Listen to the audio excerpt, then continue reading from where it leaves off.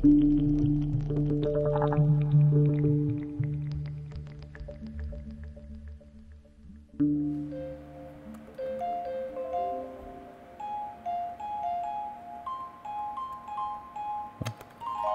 is always a difficult one.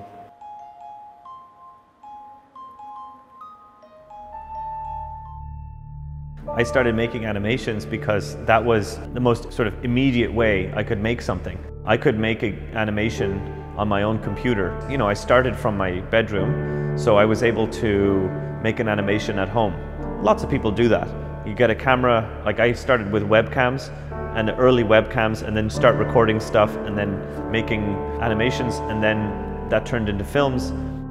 When you make a film, it's a moving 3D thing, but it's limited in time. But when you make a game, it's living as a kind of living thing. It's truly new experiences that cannot be created by cinema or music or anything else.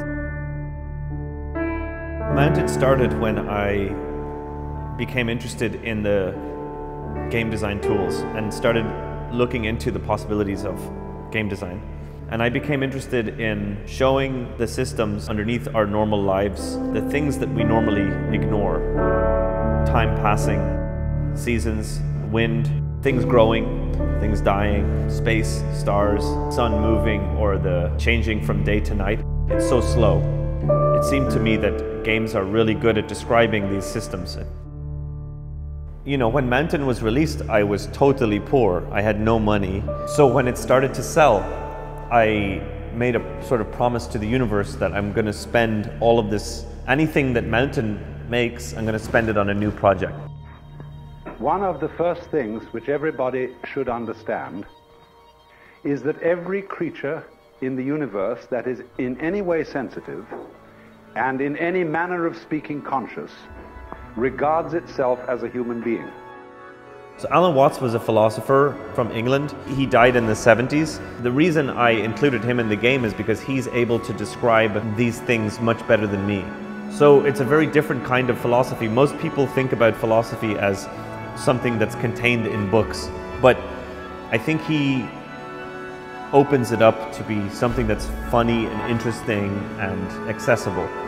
I was working on the game and listening to him, and it just all came together. I really wanted him to narrate the game, and I thought it would be nice to have this element where you could experience this game but also be carried along by this narration that's describing what's going on. If everything in the game could be a character, you're not playing as a character in a world, you're playing as the world in the world. You can see the world from one point of view and then change it and see it from another point of view. When you're thinking about how to go from one point of view to another, the most obvious thing is that you would go bigger or smaller. And when you think like that and you really follow it through, you realize that you're going to hit a limit, because the limits are the smallest thing in the universe and the biggest thing in the universe. So I started to think about this system where you could keep zooming in forever or keep zooming out forever.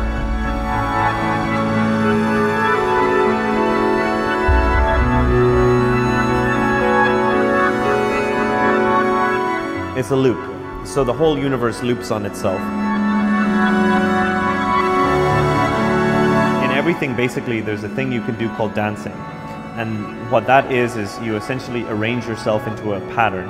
So if you're a group of things, press the dance button, you'll organize yourself. It looks like, in particular, kind of folk dancing, like old-fashioned dancing that you might see at a festival or something.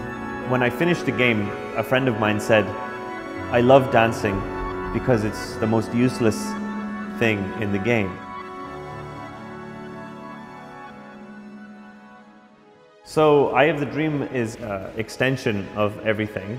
It takes the dance element of everything. It's designed a little bit like a music software.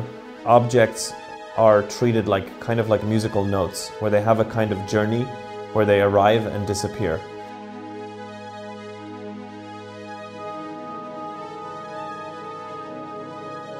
I really like what's happening with artists making games now. In the indie space, in the art space, or whatever kind of place it's happening, it's so new, and it's a field and it's a medium that's not really controlled by anybody.